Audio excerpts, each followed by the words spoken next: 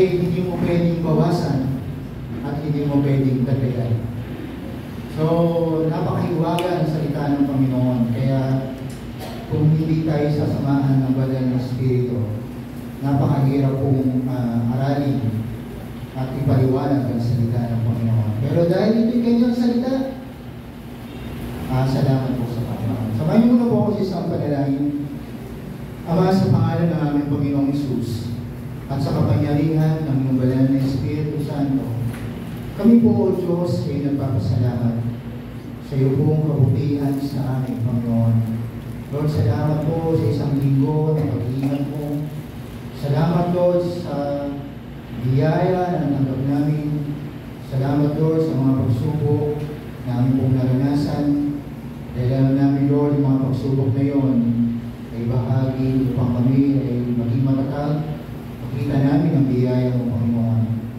Salamat, Panginoon, sa pag-iingat mo sa aming mga mahal sa buhay.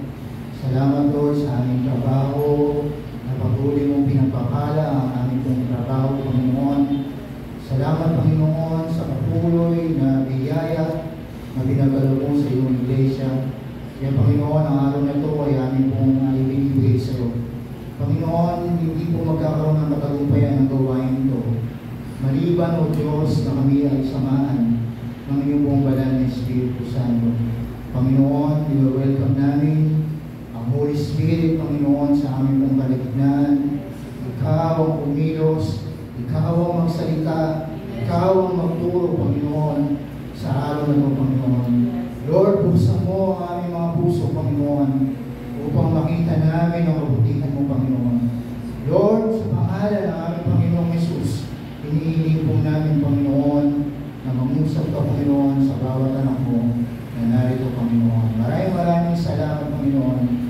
Patuloy kitang pinupuri at pinapasalamatan. Ito po ang aming sakodalangin sa iyo, sa pangalan at makapangyarihang pangalan ng aming Panginoong Hesus. Amen. So, nung kagabi po, punta na kami ng mga kahapon, punta kami ng Morong. Tinapak ko ni Pastor Raul. Sabi niya, Pastor, hindi makakapunta si Pastor Larry. Kasi marami ata natanggap si Pastor Larry ng chocolates.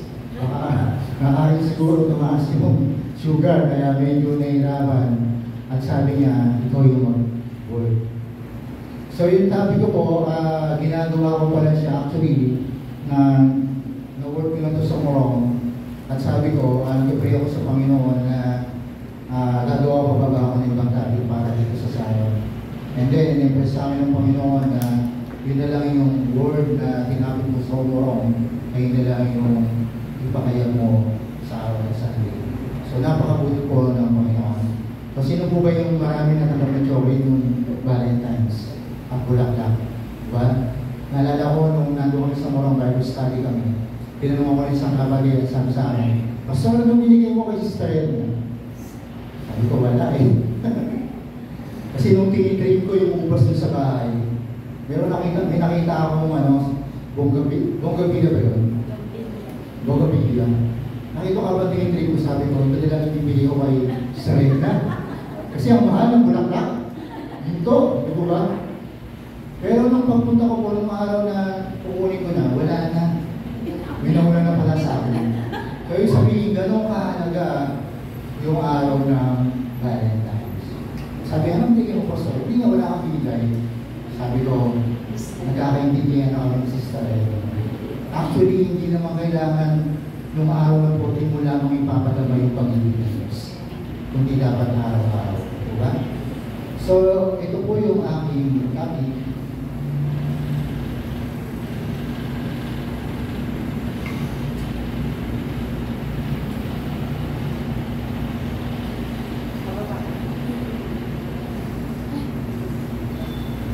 Putting your hope in God. So makikita po natin, nasa panahon po natin ngayon, napakahirap hanapin ng pag-asa. Diba?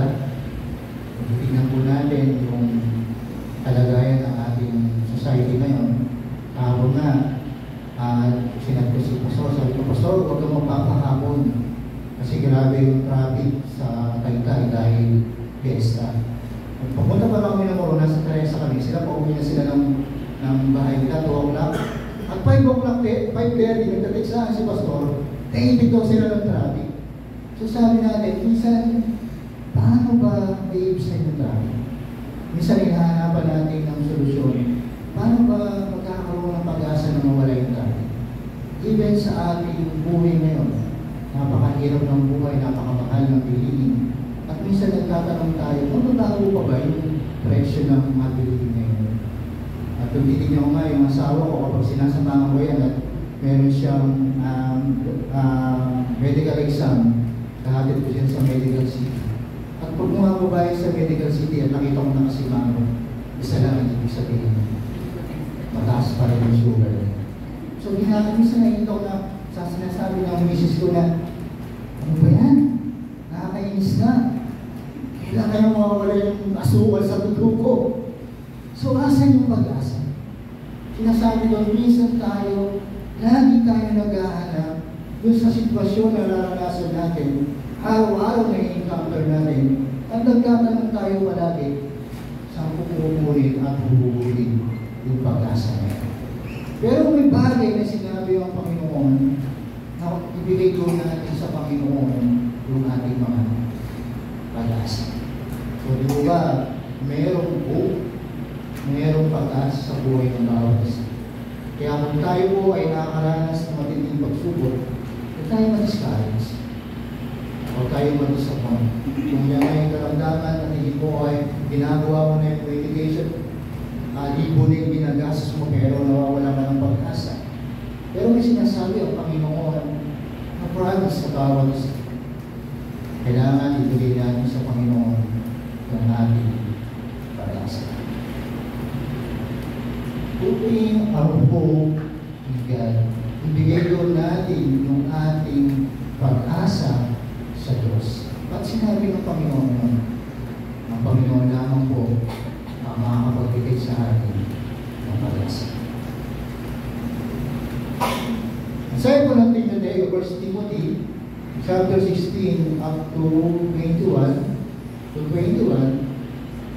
ang mayayaman sa material na bagay ay ubusang mong huwag magmataas at huwag umasa sa kayamanang lumilipas.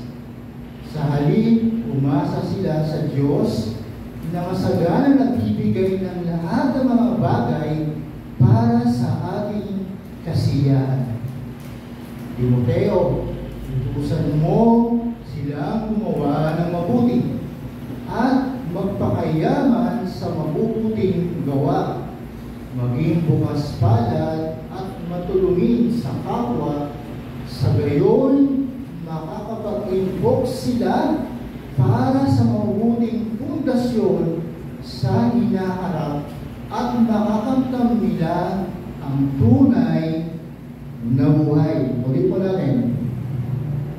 Chapter 20, Timoteo, pakaingatan mo ang pinagkatiwala sa iyo, iwasan mo ang mga usapang lumalapastangan sa Diyos at mga pagkatalo tungkol sa hindi totoong karunungan.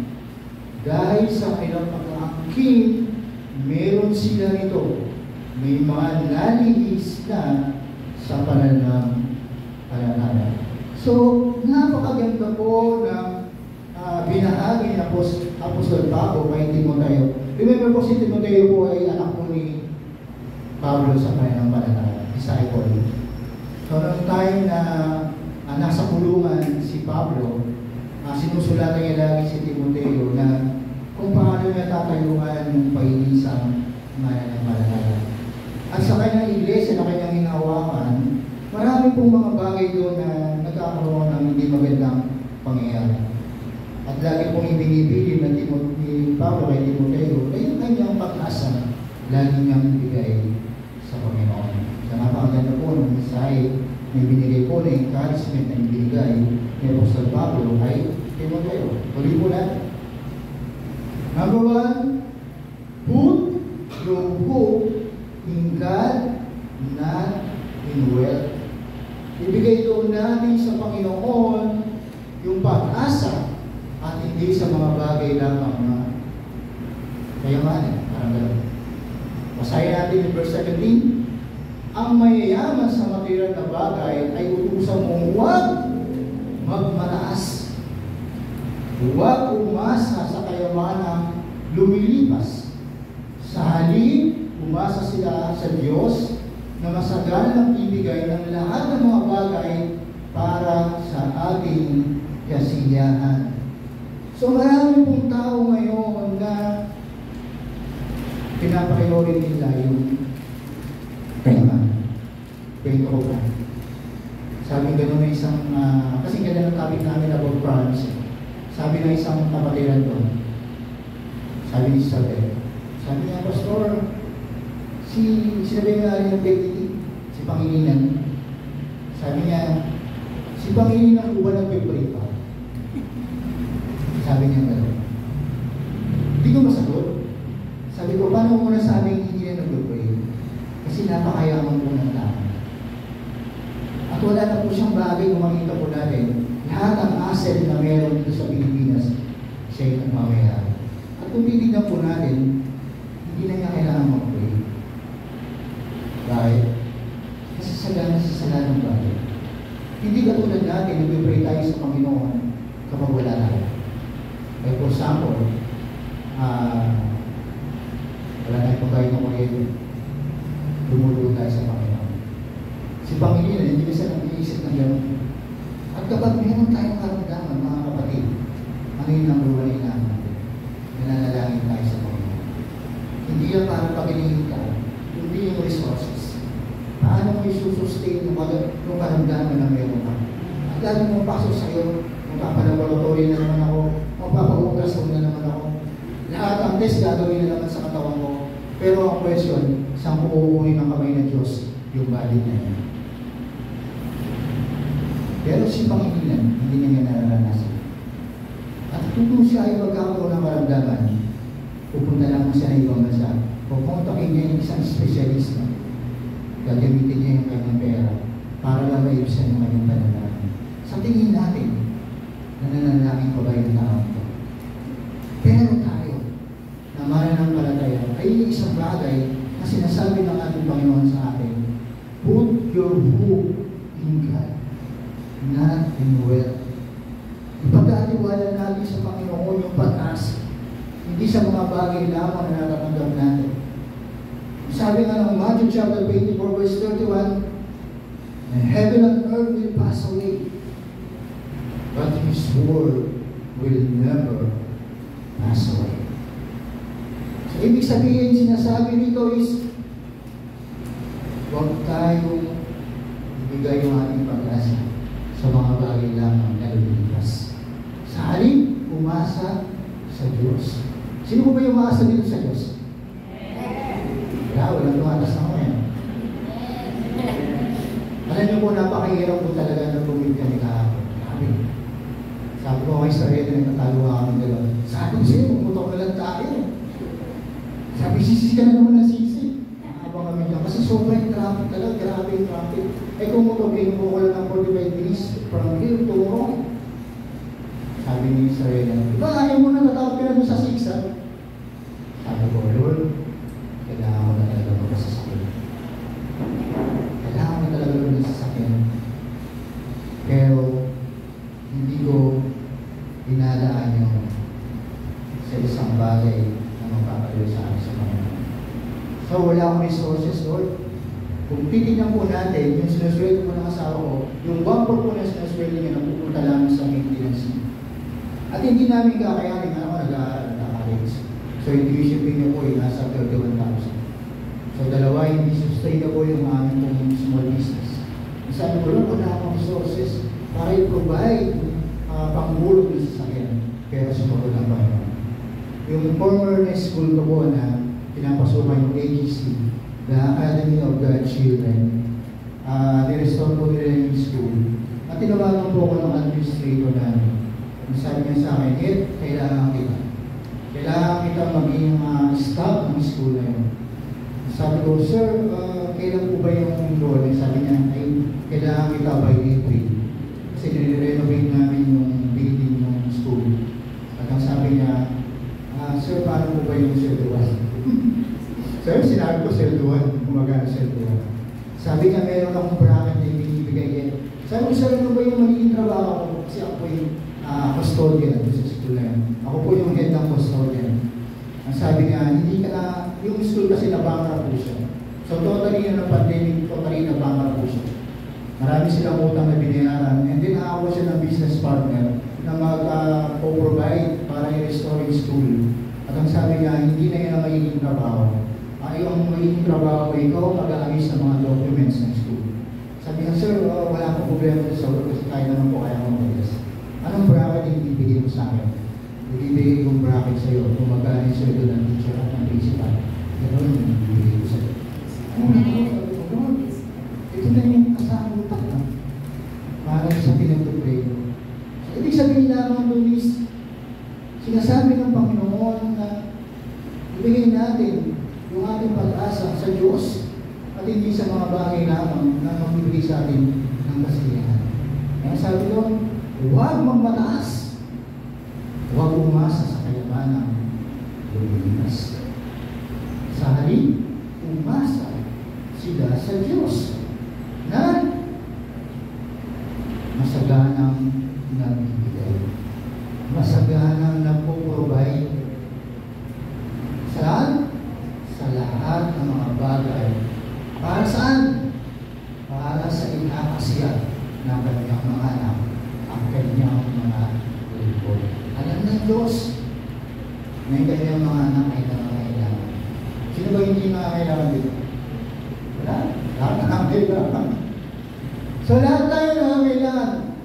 Physically, emotionally, diba? Financially, lahat tayo nangangailangan.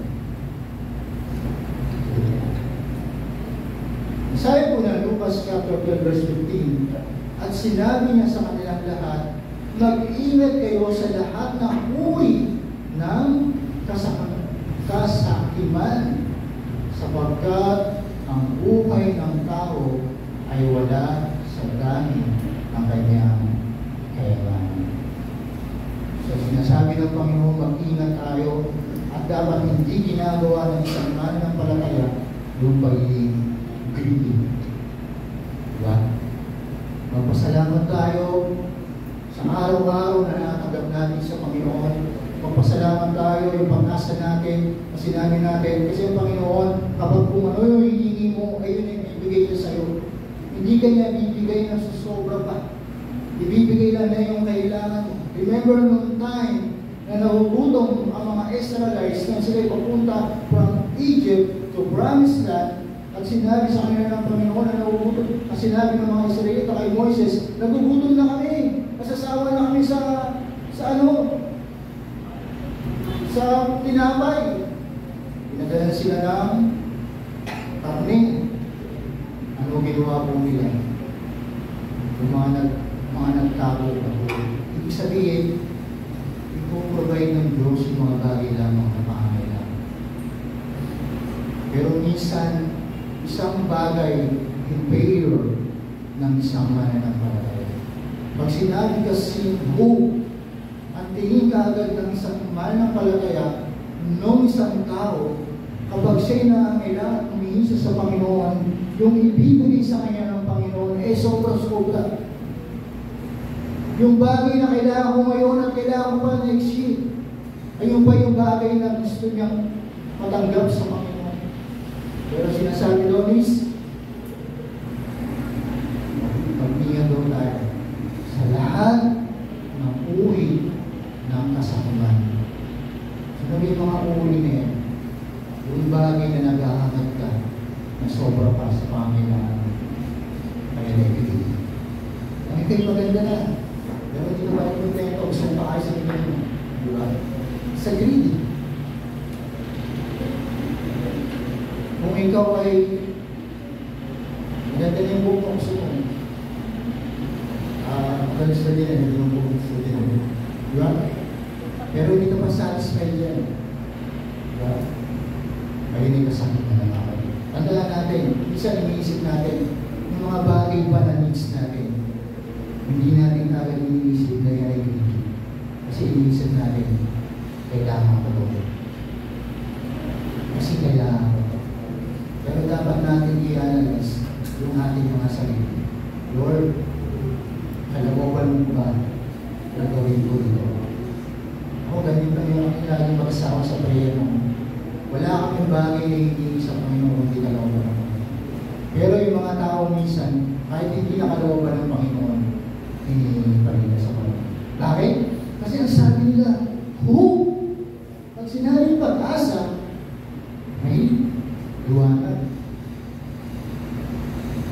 Diba? Ayun yung minsan na nagkukontrol sa isang tao. Sinabing promise ng Panginoon. Pero sabi ko, kapag ako'y pumatok, ako'y bubuksan. Kung ako'y humingi, ako'y bibigyan. Kung ako'y maghanap, ako'y makakasumpong. Pero kailangan kong maayos ang Panginoon. Kailangan kong parito ko yung aking paa. Diba sabi mo, isang ginagamitan ba natin yung mga Bibles para i-convince ang Panginoon na yun yung pangako.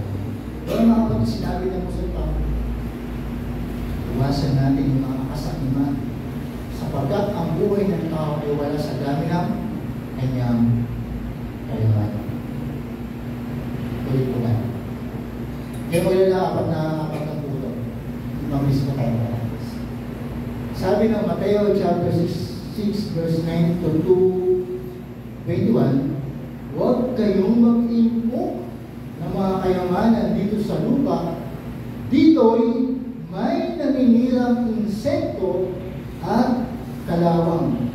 At may nakakapasok ng magnanakaw. Sa halip mag-impok kayo ng kayamanan sa langit, dooy walang maninirang insekto at kalawang at walang makakapasok na magnanakaw. Sapagkat kung saan naroon ang inyong kayamanan, naroon din ang inyong puso. So very clear. Sinabi ng Bible sa Mateo chapter 19 to 21 na bilang mananampalataya, ano ba dapat inimpok natin? Hindi ba sa mga pera? Actually, kailangan lahat natin ng pera. Pero kung ikaw ginawa ang pera para kontrolin ng tao, right? Di ba?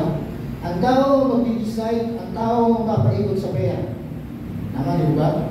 Pero nagiging masama ang pera kung ang pera ay kinokontrol ng tao.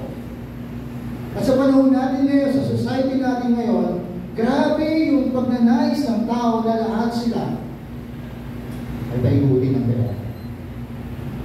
Diba? Kaya nasabi ng Panginoon, huwag kayo mag-impok. Ano ba dahil yung mga bagay na inimpok natin dito, ay may mababalo ka. Pagkos impokin natin yung kayamanan sa langit, ano ba yung mga kayamanan sa langit na hindi nababago at hindi naluluma? Hindi na walang expiration. Hindi na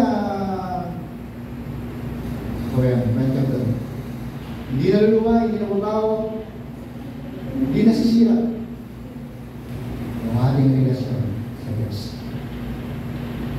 Diba? Tanongin mo bawat tao, mag-survey ka, magtanong ka ng 10 tao, tanongin mo, gusto mo bang limanan? Majority, nasasabihin nila, yes. Sabihin mo na, sama ka sa simbahan, magdulay lang. Hindi sila sasabi. Diba? Kasi nasa isip ng tao ngayon kung paano kaya kung titignan mo nga yung kung titignan mo, pupunta kanya sa Dinalas mo, yung dating latuhan yan. Grabe yung tingnan ng tao. At nakakalungkot kasi yung mga tao na nagkatrabaho, nagkukonstruction, tapos talagang tumataya sa loto, nagkukonstruction, maghapon, napapakirap, nag-aaral ng sumento, bilang sa araw, tapos pala tinahapon, tataya sa loto. Bakit? Kasi ano na yung pag-asa nila sa loto. At alam nila sa pagtaya nila sa loto, doon nila makukuha yung kanyang dinanais. Ba't pinatangkilig ang loto? Dinala lang ako, may isang kapatiran na sabi nga sa akin, brother, hindi ko na alam kung anong gagawin ko. Bakit? Nakamurong, kaya di ko magiging pangalan. Yung binan ko, yung manugang ko at anak ko, naloko sa online sabong. Naloko sa comments, sa cellphone. At ang sabi niya, yung mag-asawa, nag-atay pagpakamatay. Dahil nalulong sila. Noong una daw, tuwa kasi nananalo. Pero lately, binabago niya sa kanila. At ang dami naghahating sa kanila. Nagtatago ngayon dalawang mag-asawa. At ang masama nito, yung kanyang mga anak na apat, hihinto na sa pag-aaral. Kasi maraming death threat na binibigay dun sa mag-asawa dahil marami silang utang. Ayun yung mga tao walang knowledge doon sa kabutihan ng Panginoon. Pero dapat yung mga believers na katulad natin, nakikita natin yung epekto kung tayo po ay hindi magiging matalino sa bawat desisyon na gagawin natin. Dapat, sabi nga ni Brother, lagi muna Diyos. Living life that was can. Yung sabi doon is, walang naninira. Pero, sad to say, maraming tao ang ayaw mag-invest sa langit. Bakit? Boring. Hindi mo na ako pastor. Hindi mo na ako evangelist. Hindi naman ako nag-aaral ng Bible school. Ano kayo share ng word of God? Saan sa puhugutin yung message para i-share ng word of God? Minsan, ina-assign mo pag-pray. Ayaw. Huwag muna kasi bakit di ako marunong mag-pray. Pero sinabi ng Biblia, huwag na tayo mag-impok. Pag sinabi nag-iipok, huwag yung sacrifice. Diba? Pag sinabi nag-iipok ka, huwag yung sacrifice. Yung bao na hawak mo, ako pinapagalitan ko eh. Isa bibigyan namin ng baon. Sabihin ng ako, ba't ganyan ba yung pera ko? Hindi ka ba kumakain? Sabi naman, hindi ako kumakain. Kumakain ako ng busog dito. Kasi may bibili ako. Sabi ko, ganyan. Hindi ganyan. Pero papasok ka ng 11, uwi ng 7 o'clock ng gabi. Anong lakas ang makuha mo kung hindi ka kakain? Sabi niya, okay lang ba kasi hindi ko lang, may bibili ako. Pero nagsasacrifice yung mga bata. Kasi meron silang gustong gawin. At meron silang gustong maabot. Kaya sinasabi ng Biblia, kung gusto natin mag-impok ng kayamanan sa langit, kailangan natin mag-sacrifice. Pero maraming tao na ayaw ng sacrifice. Right? Kaya yung isang bagay na hindi mo, ayaw na alam ng tao. Yung sacrifice. Kasi pag sinabing sacrifice, mahirap ibigay. Mahirap ibigay yung sacrifice. Kung maglalakad ka sa mga taong pumunta kung hindi mo kilala, that's sacrifice. Yung may ibig sa traffic ng almost 3.5 hours, it's a sacrifice. Yung pumunta ka ng maaga sa church para mag-practice ng music, na maaga, it's a sacrifice. Yung isi-share mo yung gospel, mamimigay ka ng tracts, tatayo ka doon sa palengke ng Pasig at bawat tao dumadaan doon sa pedestrian, iabot mo ng tracts. It's a sacrifice. Pero ang question, are you willing? We are willing ba to be sacrificed sa Panginoon? Kaya nga sabi ng niya, kasi bakit? Isang bagay, Panginoon mo, may binigay ng Panginoon. Sabi doon, hindi mo babaliwala. Walang magnanakaw. Walang magsisira. Kaya yung promise sa Panginoon. Kasi kung saan mo tinalim ang impok ng kayamanan, darating na ang iyong puso. Sabi mo na Lucas chapter 16 verse 11, kaya kung hindi kayo pagkakatiwalaan sa mga kayamanan ng mundong ito, sino ang magtitiwala sa inyo na tunay na kayamanan? So kung hindi natin kayang tumanggap ng sacrifice, we're not willing mag-sacrifice para sa Panginoon, which is na yun na talaga yung dapat nasa mindset ng isang believers na Once na tinanggap mo yung Panginoon, alam mo na magsasacrifice ka. Naiintindihan mo yung pagkakatawag ng Diyos sa iyo. Naiintindihan mo yung dapat mong gawin sa Panginoon. At bilang believers, kailangan meron kang gawin sa Panginoon. At kailangan meron kang gawin glory para sa Diyos. Pero ang isang tao ay hindi napapakatiwalaan, hindi niya ginagawa yung mandate na ibinigay ng Diyos para sa buhay niya, para mag-glorify ang pangalan ng Diyos. Paano tayo pagkakatiwalaan ng Diyos sa malaking gawain kung sa maliit na bagay lamang hindi natin mapagtagumpayan?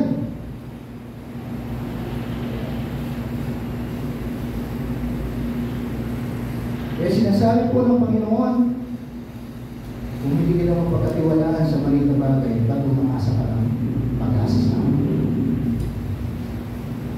Ba't umiigat ka ng pag-asa sa akin hindi mo kayang pagkalan? Yung bagay na dinisign ko para sa iyo.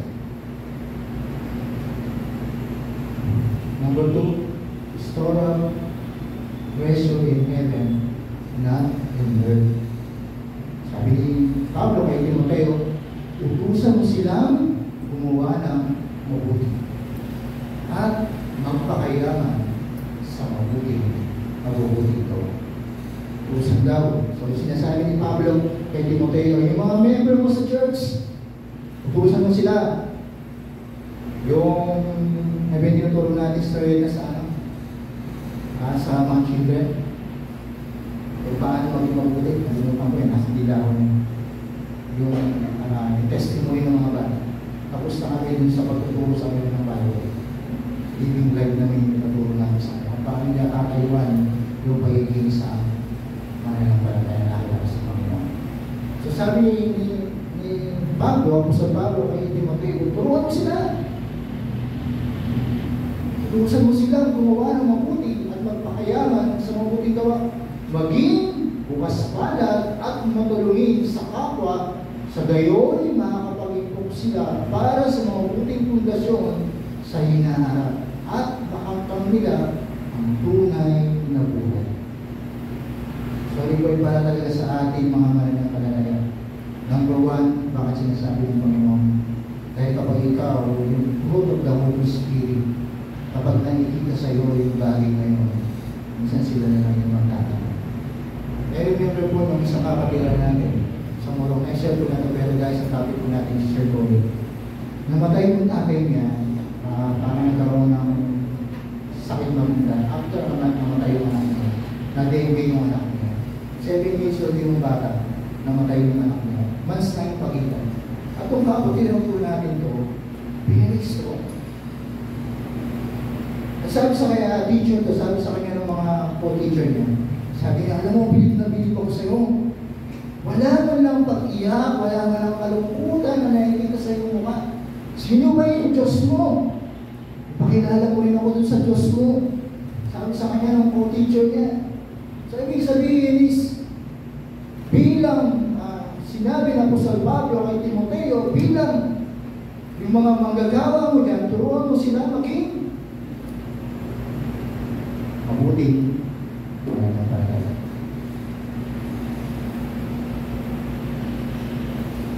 Kung mabait ka, lahat ng bagay kaya mo gawin. Ang bagay na hindi mo gagawin ka may kaway. Pag naiintindihan mo yung plano ng Diyos sa'yo, ang bagay na nakakapagdala. Ako po, nung nag-ornagin po ako, kasi iwanan ko yung trabaho, maganda yung trabaho.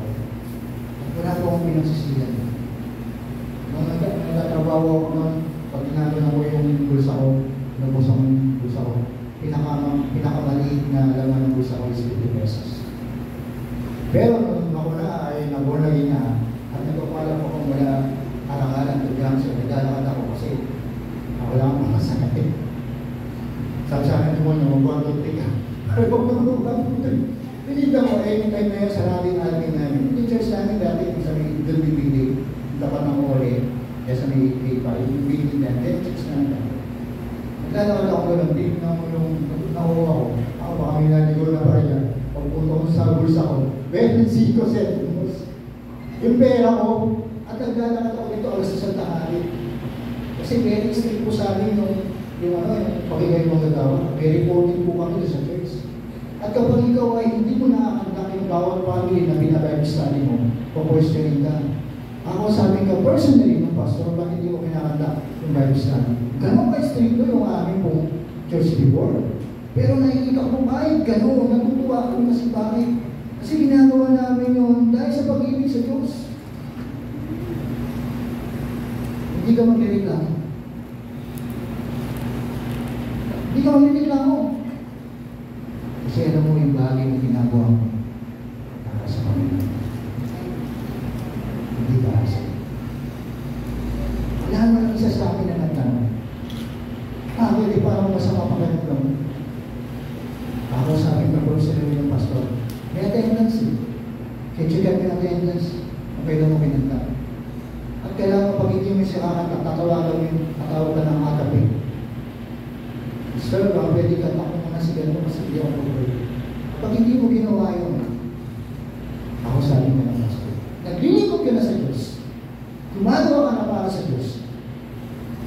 Kapag nun is, pag hindi mo nagawa yun, napagalit na ka. Sa tingin mo ba natin napaka-valid ba ng isa na yun?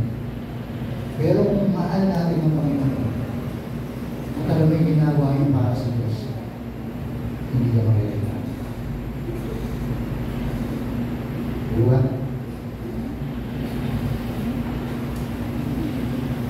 Kawikaan, chapter 3, verse 13 to 15. Mapalad ang isang taong nakasampung ng karunungan. Ano daw?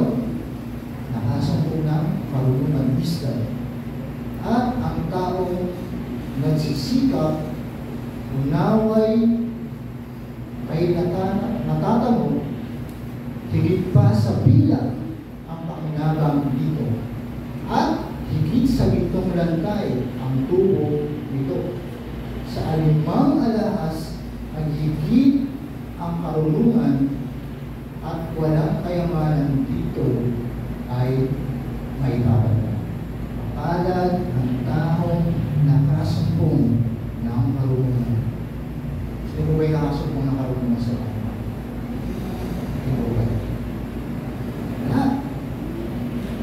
Naiintindihan natin yung salita ng Diyos. Gusto niya. Kung dati ako ay bago walang Pilipinas, sabi sa, pag hindi ako makatulog, basa ako tulog ako. Pag hindi ako makatulog, umulan din yung Bible ko, pag nakatulog na ako. Hindi ko naiintindihan.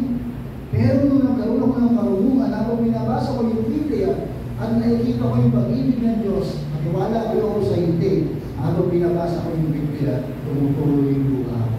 Pati tumutuloy yung tuloy. Kasi nakita ko yung pag-ibig na gano'n pala ako kamahal ng Diyos.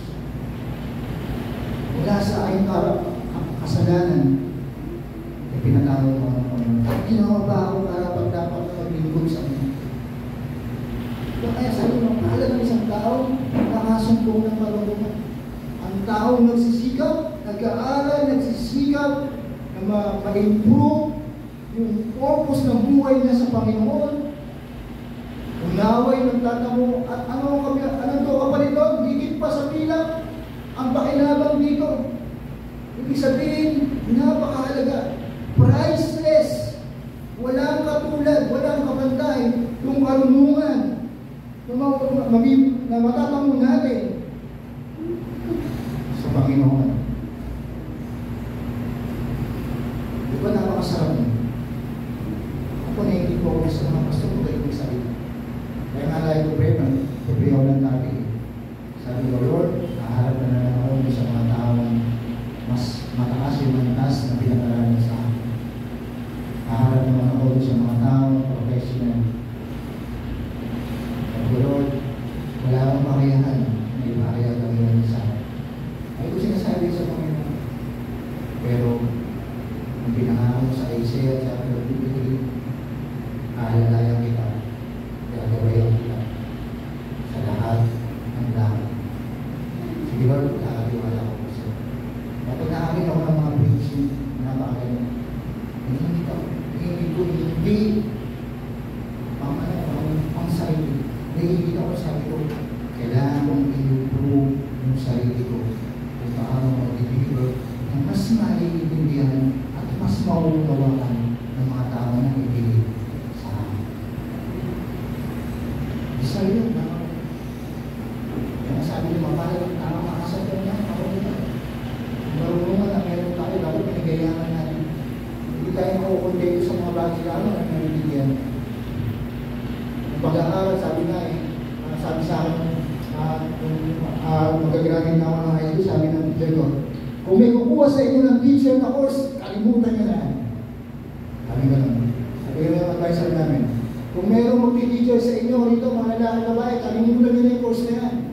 Huwag na huwag kayong magti-teacher. Bakit ma'am? May matanda ka na, nag-aaral ka pa. Tama naman, verse na namin. Kahit may dagyan, nag-aaral ka pa rin. Diba? Ibig sabihin yung pag-aaral, non-stop.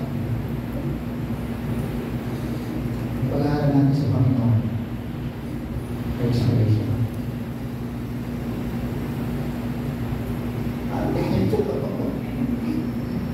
Yung pag-aaral mo natin sa Panginoon, bitig ba? Kahit matanda. Alala ko, siyempre lang, napila pumasok sa isip ko. Meron akong insan na nagkaroon ng plastic kanina. Patay na po siya. Asawa ng insan. Dahil meron siyang plastic kanina. So, nagkaroon ng cancer.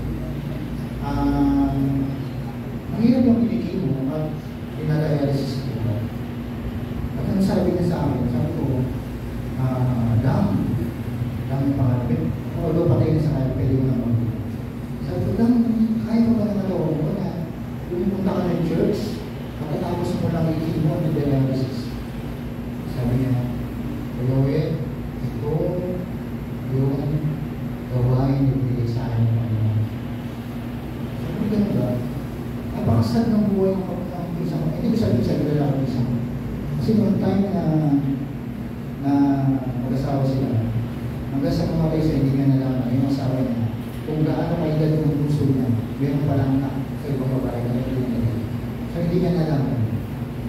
Kasi dahil ko ini-encourage, sabi ko kasi, dahil dumadaan siya sa chemotherapy, sabi kailangan i-encourage din. Pero ako yung na-encourage. Sabi niya, alam mo ko yung pupunta sa church yung kahit naka-wheelchair, nagsiserve sa mga mga. Sabi niya, isa lang yung hinihingi ko yung hanggang sa humingi nga ng buhay ko, gusto ko pa rin mag-serve sa aking creator. Imagine mo, naabongin mo, pupunta sa Diyos atin ng activity. Pinauwi ng pastor, ayaw. Kaya gusto niya mag-serve sa mga. Kaya sabi ni Pamala, din na nakasang po ng karunungan na nagmumula sa ating Panginoon. Nagsisikap, mata mo na hindi pasakit na paligyan ng pag-anais. Sabi ko ng Mateo chapter 16 verse 26, sapagkat ano ba ang mapapala ng isang tao? Makamdaman niya ang buong daigdig, ngunit makapahamak naman ang kanyang sarili. Ano ang may ibibigay ng isang tao kapalit ng kanyang buhay? Wala ito. Nonsense. Ano ang ibigay ng tao? Makamdaman niya ang lahat ng mundo kung wala namang Kristo sa buhay niya. Sabi ng Acts chapter 4 verse 12, sa sino ng langit, isang pangalan lamang ang ibigay ng Diyos sa ikaliligtas ng tao at walang iba hindi pangalan Jesus. Kaya mga kapatid, napakasarap na yung ating pag-asa ay binibigay natin sa ating Panginoon. Number 3, build a firm foundation for the future. Sa gayon, makakapag-improve sila para sa mabuting pundasyon sa hinaharap at makakapag nila ang tunay na buhay. Firm foundation. Sabi sa Matthew, yung wise man and the foolish man, dalawang klaseng tao na nagkaroon ng bahay, ng pundasyon, sa buhangin at sa bato. Pero yung sino yung pinakamaging matatag doon, yung taong matalino, bakit siya naging matalino? Dahil tinatag niya yung kanyang bahay ng pundasyon niya sa bato. At Yung present ng Bible, yung rock ng buhay natin is Jesus Christ. Kaya sabi doon, build the firm foundation for the future. Ano ba yung build natin foundation sa future? Housing na. Right? Ayaw na ng buhay yung ng housing. Hindi masama yung walang problema. Hindi ko sinasabi na masama. Kasi hindi talaga.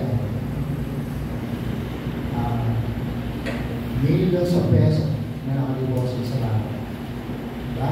Nasa kaya ito. Gusto natin magkaroon ng tapong sasakyan. Gusto natin yan. Diba? Makapagtapos yung ating mga anak sa trabaho.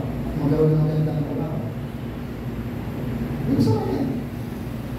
Pero isang bagay lang ako natin kalimutan. Kung ano yung bagay na pupupusigin natin ng mag-build the foundation para sa future natin, huwag natin kakalimutan ng para sa Diyos.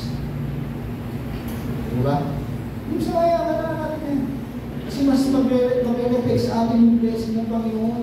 Pag naiinila sa atin, tatakli yung sasakyan natin. Maganda yung bahay natin. Yung mga anak natin, nakapagtapos ng pag-aaral. Ano sasabihin sa'yo na, yung Diyos mo pinaglilingkuran. Totoo ba? Yung anak mo hindi nakapagtapos kasi wala nang pag-vision. Nakatira ka doon sa quarantine. At to the point na nangunguha na ng pagkain, nangihigan na ng pagkain sa kapag-bahay. Paano mo sasabihin na buhay yung Diyos na pinaglilingkuran mo? Kung gano'n yung mararanasan mo. Pero nais ng Diyos na tayo pagpalain. Pero may isang bagay tayo na dapat natin galing nasa isip natin. Hindi natin yung vaccines. Ang oras, ang ating treasure, ang masama. Kasi yung may pagkasyon natin para lalong mag-gawin na itong ating Panginoon. 1 Corinthians chapter 3, verse 11, sapagkat wala ng ibang pundasyon na maaaring ilagay maliban sa nang ilagay na walang iba kundi si Kristo Jesus. Kaya natin, kung ang ating pundasyon natin ay ang ating Panginoon, wala na. Kaya na tayo pwede pang ipalit sa Panginoon.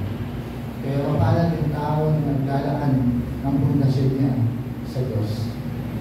Kasi hindi na mapapantayan ng tao. Hindi na mababaliwala yung pundasyon na hindi sa Panginoon. Roma chapter 15 verse 30. Mga kapatid, nakikruso ko sa inyo alang-alang sa ating Panginoong Kristo at pag-ibig ng Espiritu, tulungan ninyo ako sa pamamagitan ng inyong mataunti na panalangin para sa mga kapatid. Nakikiusap ko ang ating Panginoon sa atin yung pag-ibig ng Espiritu Santo, sana lagi pinahintay sa atin. Sabi ni Pablo, mga kapatid, lagi niyo akong alalahanin sa mga panalangin. Lagi niyo ako ipag-uwi. Pinag-pray ko ba si Pasaul? Pinag-pray ko ba? Diba? Kung pumunta kayo sa page namin sa mga mga prayer request ko, pero hindi sinasama yung prayer request ko. Kasi alam ko yung pinag-ibig ko ng Diyos. Alam ko na hindi masasayang at mababaliwala yung ginagawa ang pag-ibig ko sa Panginoon. Basta maayos at tama yung aking motibo. Pagpapalain ng Panginoon. Ito po, hold on to the faith of the gospel. Hawakan natin yung pananampalataya ng salita ng Panginoon. Timoteo, pinagdituloy si Timoteo ni Pablo, makaingatan mo ang pinagkatiwala sa iyo. Iwasan mo ang usapang lumalabastangan sa Diyos. At ang mga pagtatalo tungkol sa hindi totoong karunungan dahil sa kanilang pag-aangkin, meron sila nito, may mga nalis na sa kanilang parangalan.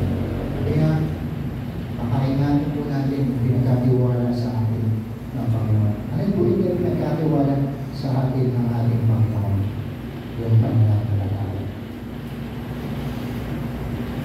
Kaya na po natin yan. Dahil yung magdadrive sa atin, patungkol sa magandang plano ng Diyos sa buhay natin, yung ating pananampalataya. Dahil faith without action is death. Yung pananampalataya, walang gawa ay makay. Iwasan daw natin yung mga kasabang lumalabas natin sa Diyos. Yung mga bagay na hindi nakakalugod sa Panginoon. Ako, niliwas ako sa mga kwento-kwento eh. Lalo na pag mga hindi mananampalataya. Diba? Yung mga marites. Dahil sa mga marites, gano'n. Minsan, kahit sa iglesia, hindi nawawala yung marites, diba? Aminin natin. Hindi nawawala yung marites, diba? Ba't ang tatawa naman? Diba? Hindi nawawala yun. Kaya ngayon sinabi na po sa Pablo, Timoteo, iwasan mo yung mga tao yan. Yung pagdadivert sa maling katawan. Diba? Minsan sabi nga, hindi namin naalala ko ngayon, sabi, ayoko na umalis sa church na yan. Bakit? Dahil mga membro, mga chismosa.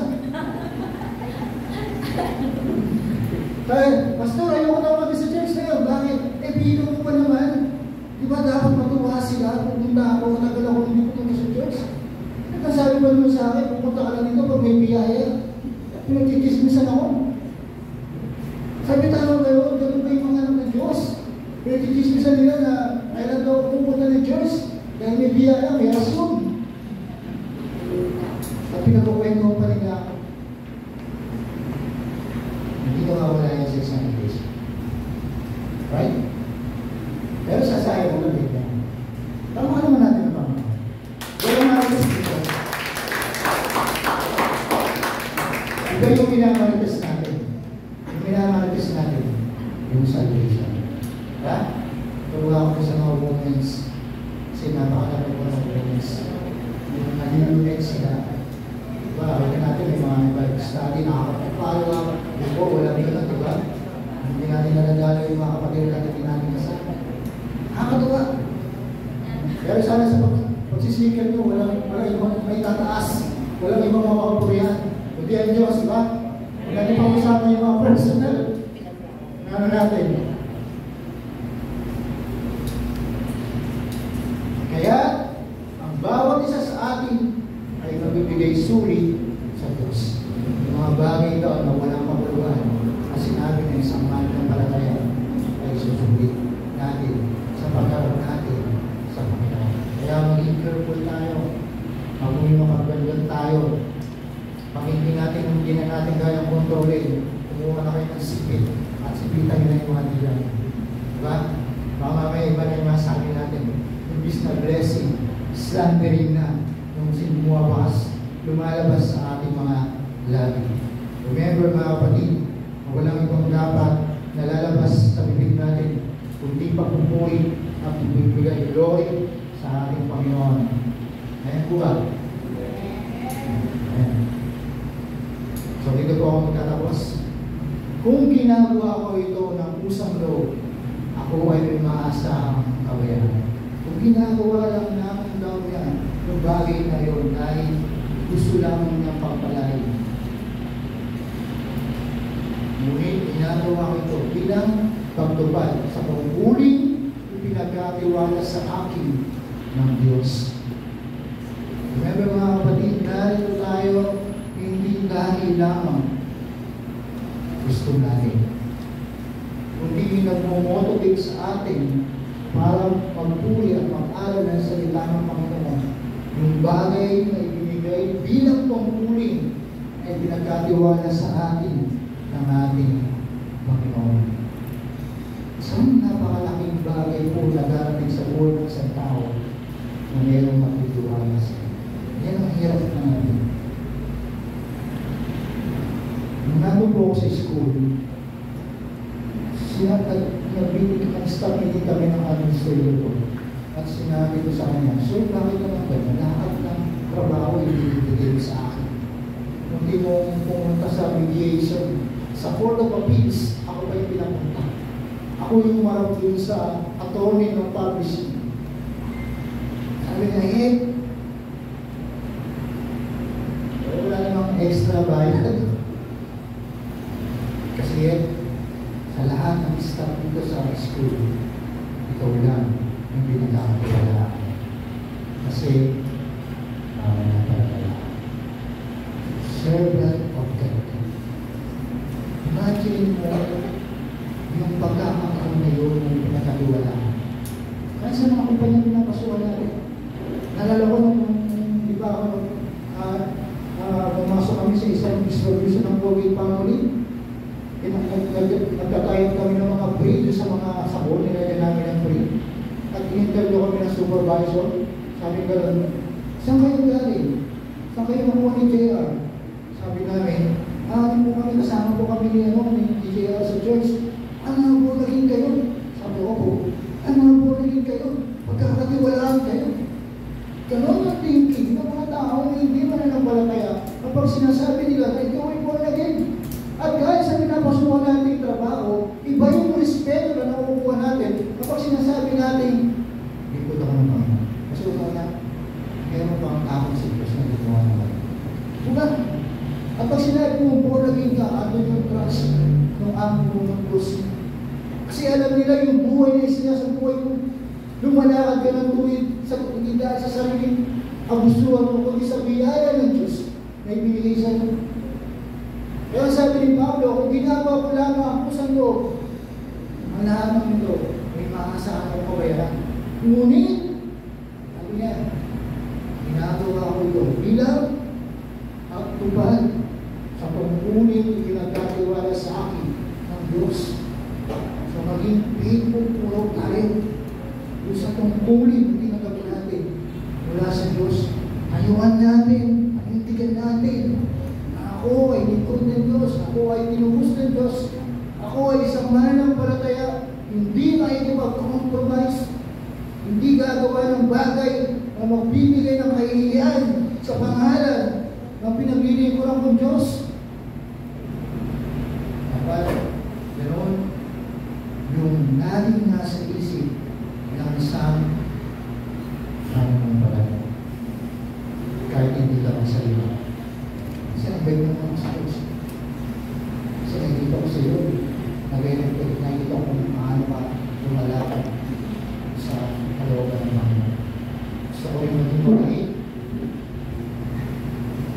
Kasi alam ko kung nakilala ko yung Diyos na pinaglilingkuran mo. Kung ano yun nakikita ko sa iyo, yung din ang mangyayari sa akin.